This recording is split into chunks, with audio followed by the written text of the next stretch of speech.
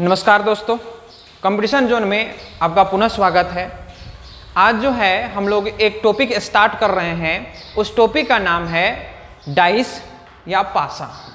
अगर हम लोग बात करें तो वह है आपका पासा बोलिए या तो आप डाइस बोलिए, ठीक। और डाइस कहते के साथ आपके दिमाग में कम से कम मामा शकुनी तो जरूर याद आ रहे होंगे। तो मामा शकुनी का जो पासा है, ओरिजिनल में पासा उसी को ही कहा जाता है, लेकिन आपके एग्जाम में उस पासा से रिलेटेड एक अन्य पासा देखने को मिलेगा जिसको हम लोग लूडो गोटी के नाम से जानते हैं। अब उस लूडो गोटी में आप नोटिस किए होंगे कि उस लूडो गोटी में टोटल सतह कितने होते, कितने फेस होते।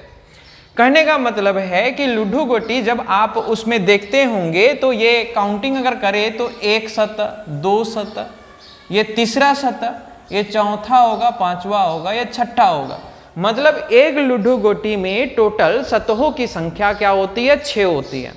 लेकिन जो आपको जो दिखेगा वो जो है उस सतह में केवल आप 3 सतह को देख सकते हैं, जैसा कि नॉर्मली आप देख रहे हैं। दूसरे पार्ट में दूसरे डायमेंशनल से देखिएगा तो आप दूसरे पार्ट को देख सकते हैं जो कि आपका इस तरह से दिख रहा है। यानी कुल मिला के आप यह नोटिस करिएगा कि जब आप देखिएगा तो केवल 3 सतह ही देखने को मिलेंगे और 3 भाग आपका छिपा हुआ रहेगा। अब इसमें आपने पहला बात यह समझ लिए कि जो आपका लूडो गोटी में सतहों की संख्या कितनी होगी? 6 हो गई। अब उस लूडो गोटी में जिस तरह से यहाँ पे जो आपका बिंदु दिखाई दे रहा है, इसी तरह से वहाँ पे अंक भी लिखा हुआ मिलेगा।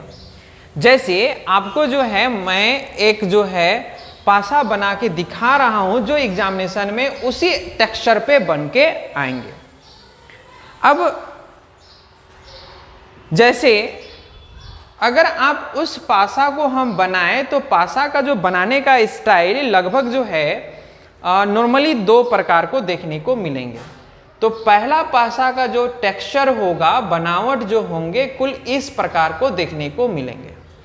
दूसरा पासा जो होगा उसका जो है बनावट कुल इस प्रकार को देखने को मिलेंगे। और यही जो है आपका पूरा का पूरा एग्जाम में जाएगा। तो हमने 2 प्रकार का पासा बनाए, लेकिन इसके साथ साथ 2 आकृति और बना देते हैं। ये और एक जो है हम इधर बना देते हैं, एक आकृति ये हमने बना दिया। इस आकृति में आप नोटिस किए कि ये इस तरह का बिंदु बिंदु किया हुआ है। किसी में तो 1, 2 और या 3 भी लिखा हुआ है।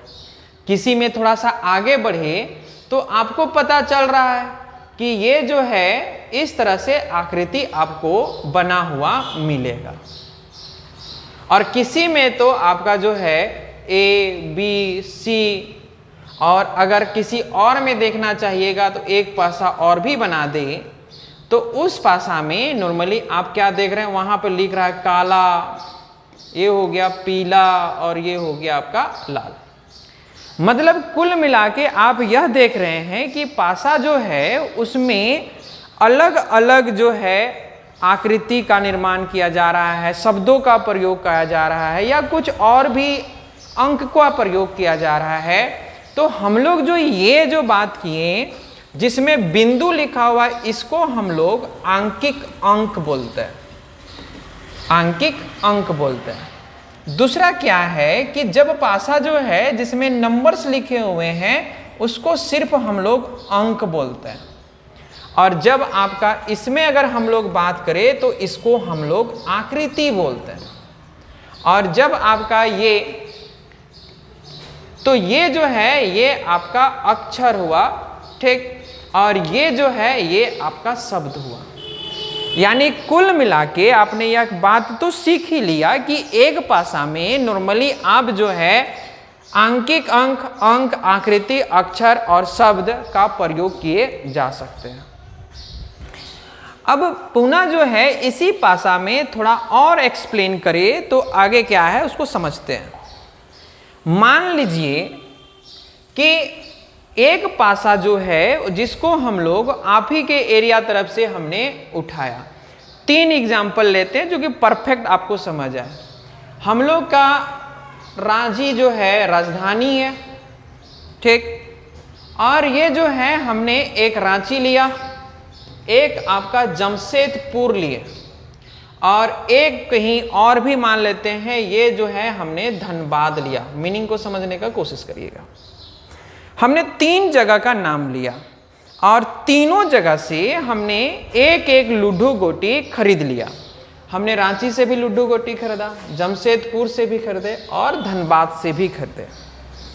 जब हमने लूडो गोटी खरीदा और जब इस लूडो गोटी से जो आपने बनाया, इस तरह का लूडो गोटी जो है, इस तरह का लूडो गोटी हमने क्या किया, ले आए, या जो भी हमने बना लिया।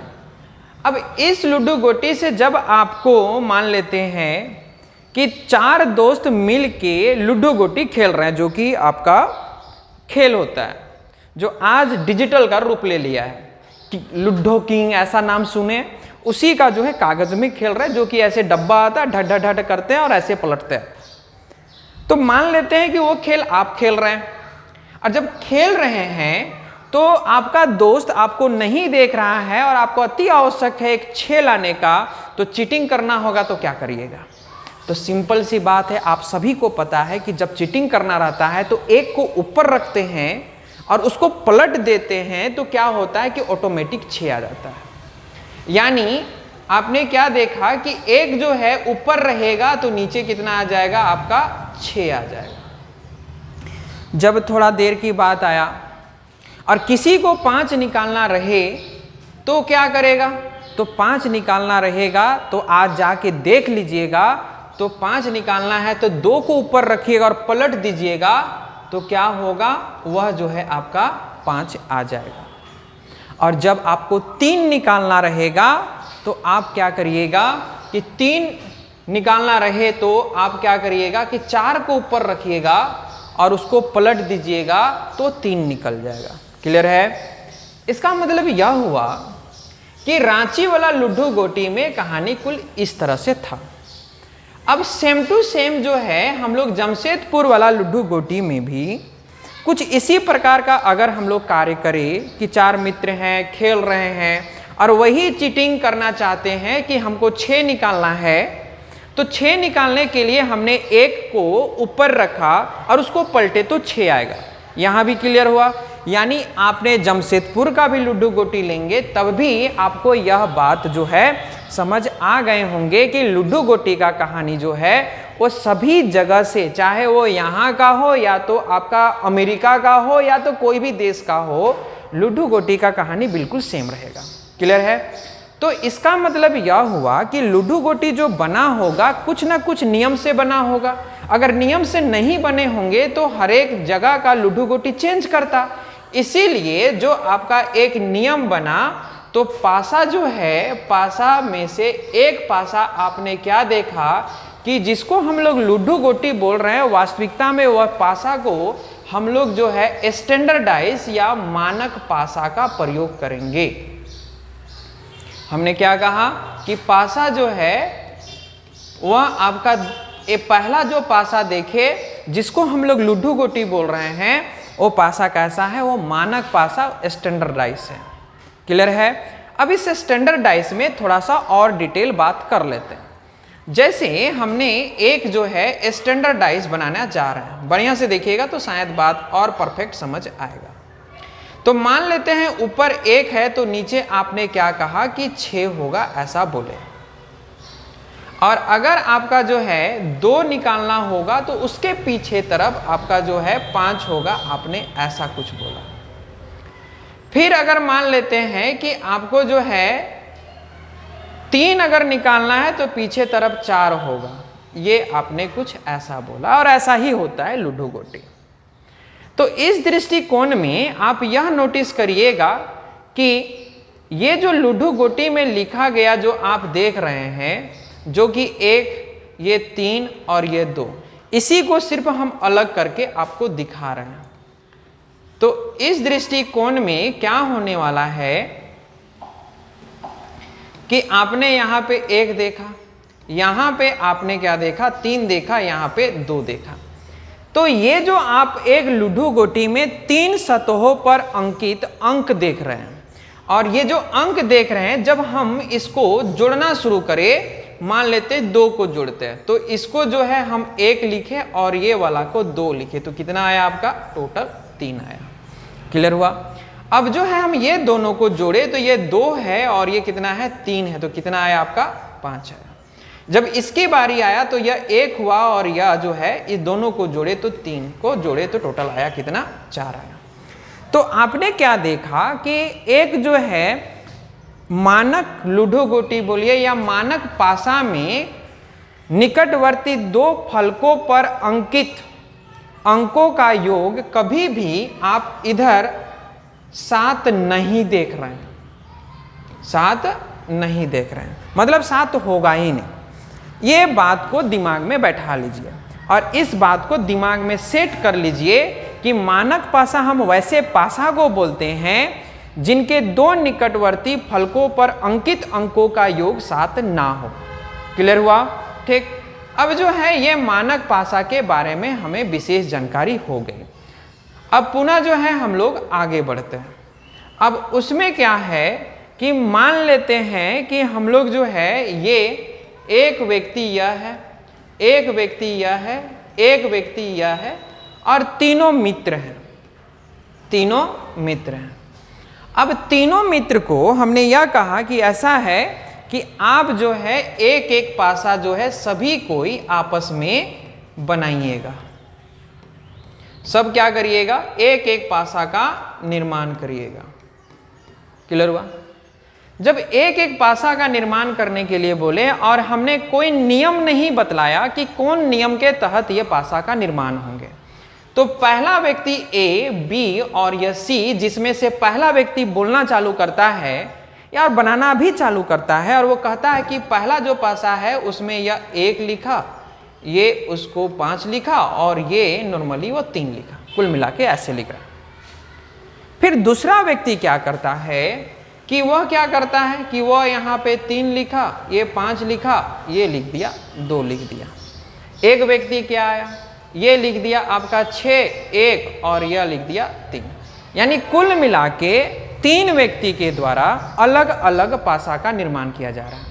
और जब हमने तीनों को एक साथ मिला के देखने का प्रयास किए कि क्या ये लोग लिखा है या क्या बनाया है, तो अब हम लोग ऑब्जर्वेशन कर रहे हैं ये पासा और ये पासा आपस में नहीं मिल रहा है। जब आपस में नहीं मिल रहा है इसका मतलब यह हुआ कि एक विशेष नियम के तहत जो है इस पासा का निर्माण नहीं किया गया है, और जो विशेष नियम के तहत इस पासा का निर्माण नहीं किया गया है इसी पासा को हम लोग सामान्य पासा कहते हैं, सामान्य पासा कहते हैं। क्लियर है? अब हम दोनों बात को एक साथ रखने का प्रयोग करते हैं। जैसे अभी आपने क्या कहा कि पासा जो है, पहला पासा आपने देखा जिसको हम लोग स्टैंडर्डाइज या मानक पासा बोलते हैं। दूसरा हमने जो आप सभी से बनवाया उस पासा को हमने सामान्य पासा कहा, सामान्य पासा कहा। इस पासा में खासियत क्या है, तो पहला पासा पे हम लोग डिस्कस किए तो इस डिस्कशन में यह निकल के सामने आया कि 2, 4 और यह 1। मानक पासा में आपने यह बतलाया कि किसी भी निकटवर्ती 2 फलकों पर अंकित अंकों का योग 7 नहीं होगा, यानी 2 और 4 आपने देखा, इस दोनों को जोड़े तो 6 हुआ। ये हमने 2 + 1 को देखा तो 3 हुआ और 1 + 4 को जोड़ दिए तो हमने 5 देखा। यानी आपने यह नोटिस किया कि किसी भी दृष्टिकोण से कभी भी आपका जो है यहाँ आपका 7 नहीं आ रहा। सामान्य पासा की बात करें तो सामान्य पासा में हमने जब इसको बनाया तो सामान्य पासा में हमने 2 रखा, 5 रखा और यह 1 रखा। जब इसकी बारी आया तो हमने क्या किया कि 2 + 5 किए तो ये 7 देखने को मिला, ये 5 + 1 किए तो आपका जो है 6 देखने को मिला, और ये 2 + 1 किए तो टोटल आपको 3 देखने को मिला। तो इस दृष्टिकोण में आपने एक बात तो नोटिस किया कि जो पासा बना हुआ है उसमें 2 निकटवर्ती फलकों पर अंकित अंकों का योग एक जगह 7 होता है, जैसा कि आप देख रहे हैं। तो ये जो 2 निकटवर्ती अंकों पर फलकित 2 निकटवर्ती फलकों पर अंकित अंकों का योग अगर 7 होता है तो समझ जाइएगा कि पासा कैसा है, सामान्य पासा। और अगर आपने जोड़ दिया और वह जो है कभी भी आपका जो है 7 नहीं देता है, तो आपको यह दिमाग में बैठा के रखना होगा कि इस पासा को हम लोग जो है मानक पासा बोलते हैं। क्लियर हुआ? ठीक। अब एक इंपॉर्टेंट बात को अगर समझ गए तो आप क्या होगा कि आप 75% क्वेश्चन को इजी वे में सोल्व कर सकते हैं, जो कि अगला टॉपिक हम बोलने जा रहे हैं। मतलब इसी से रिलेटेड जो है नेक्स्ट जो है इसका कॉन्सेप्ट है, इसको अच्छी तरह से समझना होगा। अब जो है मान लेते हैं कि एक जो है मीना बाजार का नाम सुने ही होंगे, मीना बाजार का नाम आपने सुना होगा। और मीना बाजार में या तो कोई बाजार में भी आप हम बात करें तो एक खेल होता है जिसमें एक व्यक्ति जो है एक टेबल में एक घूमने वाला को रखता है और इसे जो है ना घुमाना चालू करता है, ऐसे घुमाता है, और ये एक इंडिकेशन पॉइंट होता है, ये एक इंडिकेशन पॉइंट होता है। और इसमें कलम रहेगा, ये आपका कोई खिलौना रहेगा, और यहाँ जो है 2 रुपए का सिक्का रहेगा, ऐसा कुछ रहता है। अब ये जो महाशय जो है ये क्या करता है, जो कि उस खेल को खिलाने के लिए इसको घुमाना चालू करता है, ये घूमता है, और ये इंडिकेशन पॉइंट में जो बात जो है आपका मैच कर जाते हैं वह वस्तु उस व्यक्ति को दे दिया जाता है जो उस खेल में शामिल हुआ है। क्लियर है? अब इसी खेल से रिलेटेड एक बात को भली भांति समझना है। जैसे कि आप नोटिस कर रहे होंगे कि मैं ऐसे खड़ा हूं तो मेरा यह नॉर्मली बायां हाथ होगा और ये जो है मेरा दायां हाथ होगा। क्लियर है? ठीक। इसका मतलब यह हुआ कि एक व्यक्ति हम जो बनाने जा रहे हैं, ये व्यक्ति पे बात करें, इस व्यक्ति को अगर हमने यहाँ आंख नहीं बनाया है, इसका मतलब व्यक्ति जैसा आप लोग देख रहे हैं, आप लोग फील कर रहे हैं, उसी के जैसा बना हुआ है, मतलब आपके हिसाब से बना हुआ है। यानी इस व्यक्ति का ये जो हाथ होगा ये आपका बायां हाथ होगा, और इस व्यक्ति का ये जो हाथ होगा ये आपका दायां हाथ होगा। एक बायां एक दायां। अब थोड़ा बात को समझते हैं, इस बात को थोड़ा आगे बढ़ाते हैं। हमने क्या किया कि अभी जो है एक खिलौना जो रखे वह कुछ इस प्रकार से देखने को मिल रहा है। अब इसमें क्या है कि हमने यहाँ पे पॉइंट दिया, ये 1 2 और यह 3 किए, और ये 1 2 3 इधर का हो गया 4 और यह 5। हमने एक पासा बनाया, उस पासा में हमने 1 3 और यह 5 को रखे हैं, और इस पासा के किनारे हमने क्या किया, एक जो है शेप हमने ले लिया, और उस शेप को हमने कुछ इस तरह से मेंशन किया। एक सेकेंड,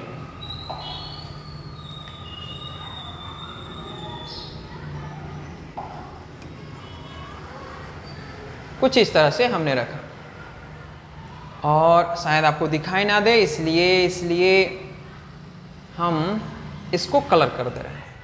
क्लोन क्लोन फिल या फ्रेम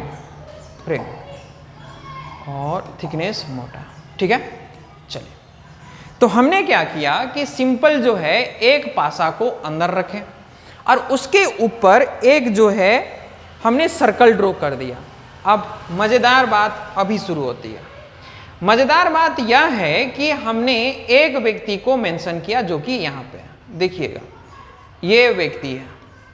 इस व्यक्ति को इस सर्कल से हमने कनेक्ट किया, और इस व्यक्ति का ये जो हाथ होगा इसका मतलब ये आपका बायां होगा, और ये जो होगा ये आपका दायां होगा। क्लियर है? एक बायां है और दूसरा क्या है, दायां है। और अगर बायां है और दायां है तो आप इसमें यह बात को देखिए कि व्यक्ति कैसे खड़ा है। ठीक, अगर व्यक्ति खड़ा है तो यह जो व्यक्ति को नोटिस करिएगा और इस बात को ही समझने का प्रयास करिएगा कि व्यक्ति जब भी खड़ा होता है तो ये वाला पार्ट जिसको हम लोग एक देख रहे हैं उसी के नीचे खड़ा है। ठीक, आपको समझाने के लिए मैं एक एग्जाम्पल वाला कुछ लेके आता हूं, बस जस्ट थोड़ा सा वेट करिएगा, एक सेकेंड।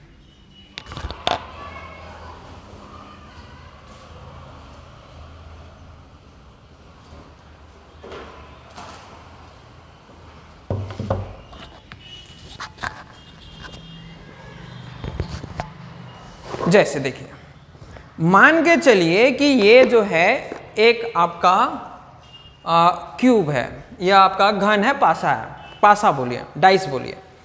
अगर हम यहाँ पे एक लिखे हुए हैं, देखिएगा यहाँ एक लिखा हुआ है तो व्यक्ति यहाँ खड़ा है, इस बात को समझिएगा। एक लिखा हुआ है यहाँ पे तो व्यक्ति खड़ा है यहाँ पे, जैसा कि आकृति दिखाई दे रहा है। अगर आप बात समझ रहे हैं तो इस बात को हमेशा दिमाग में आज के बाद बैठा लीजिए कि व्यक्ति कहाँ खड़ा होगा, तो व्यक्ति कोई भी नंबर होगा उसी के नीचे खड़ा होगा, और जिसके नीचे खड़ा होगा तो उसका ऊपरी सतह जो कहलाएगा उसी को हम लोग टॉप बोलेंगे। बराबर है? यानी आज के बाद आप यह दिमाग में सेट कर लीजिए, इस ग्रुप से टाइट कर लीजिए कि टॉप किसको कहते हैं। तो टॉप का मतलब यह होता है कि टॉप जो होगा किसी भी पासा जो है, पासा का जो ऊपरी लेयर है, ठीक, उसी पे नीचे जो है जस्ट व्यक्ति नीचे खड़ा होगा तो ये जो है वो टॉप कहलाएगा। ठीक, और उसी के नीचे जो खड़ा होगा वह उसका बॉटम या वह नीचे कहलाता है। जिनको यह बात समझ नहीं आ रही है उसको एक बार हम फिर से एक्सप्लेन कर देंगे, लेकिन थोड़ा आगे बढ़ते हैं। जब हमने इसी को सेम टू सेम जो है हमने आगे बढ़ाया,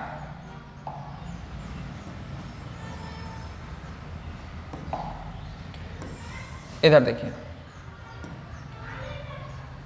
और इसको साइड हटा देना चाहिए, इधर देखिए। अब हम इसी आकृति में इस व्यक्ति को क्या किए, थोड़ा सा ढकेल दिए। अब जैसे ढकेले हमने तो आप नोटिस क्या करिएगा कि व्यक्ति जो चला गया वो कुल मिला के यहाँ पे चला गया है। ठीक है, जब यहाँ पे चला गया है तो कुछ ऐसे है। ठीक, अब व्यक्ति यहाँ पे चला गया है तो व्यक्ति का ये जो है आपका बायां हाथ होगा और ये जो है आपका दायां हाथ होगा। तो इस सिचुएशन में आप नोटिस कर रहे हैं कि व्यक्ति किसके नीचे खड़ा है, तो आप कहिएगा 3 के नीचे खड़ा है। तो 3 क्या कहलाया, टॉप कहलाया। क्लियर हुआ? अब एक लास्ट बचा हुआ है, उसको समझ लीजिए। इसमें क्या हुआ कि फिर से हमने क्या किया कि इसी को जो है सेम टू सेम हमने एक आकृति और दिखा दी है, इधर देखिएगा। और इसमें जो है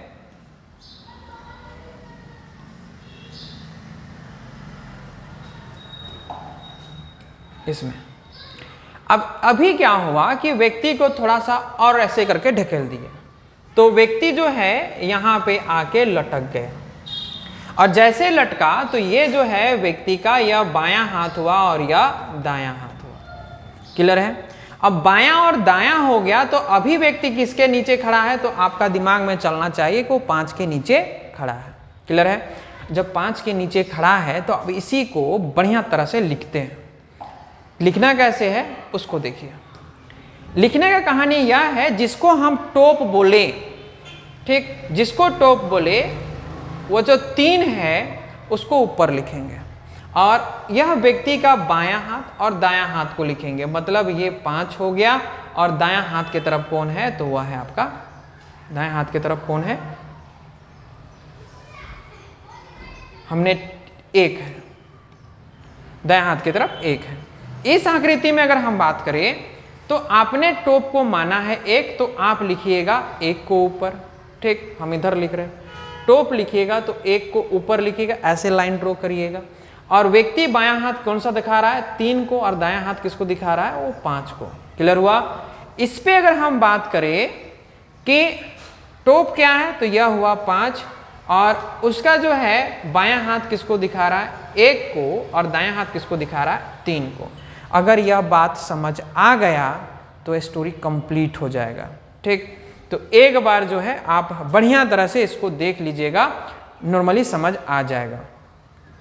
अब जो है आपके एग्जाम में जो क्वेश्चन जो पूछेगा वो सबसे बड़ा बात आपसे पूछेगा विपरीत।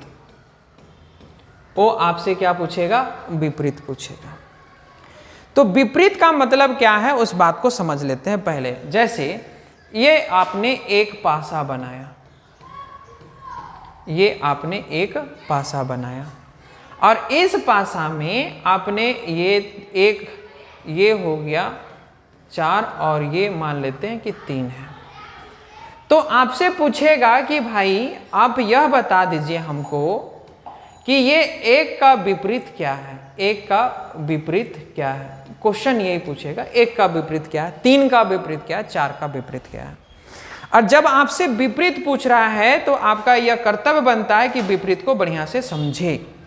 मान लेते हैं कि यहाँ पे लिखा हुआ है 1, अगर यहाँ 1 लिखा हुआ है, इसका विपरीत कहता है कि क्या होगा, तो स्वाभाविक सी बात है कि कल के डेट में अगर आपका जॉब हो जाती है और इत्तेफाक से मान लीजिए कि आपका डिफेंस सेक्टर में जाना पड़ गया और डिफेंस सेक्टर में आपने गया और आपको एक राइफल मिला जो कि आपको ट्रेनिंग पीरियड में देखने को मिलेगा, तो आपसे हम आज का बात को याद करते हुए आप क्या कर रहे हैं कि एक्सपेरिमेंट कर रहे हैं।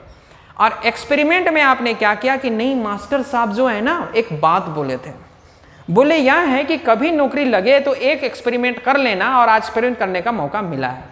उन्होंने ऐसे ही एक बॉक्स पकड़ा, यहाँ पे रखा गन पॉइंट को और उसने शूट कर दिया। जैसे ही फायर हुआ गन और जिधर से वो छेद करके निकल जाएगा वही उसका विपरीत है।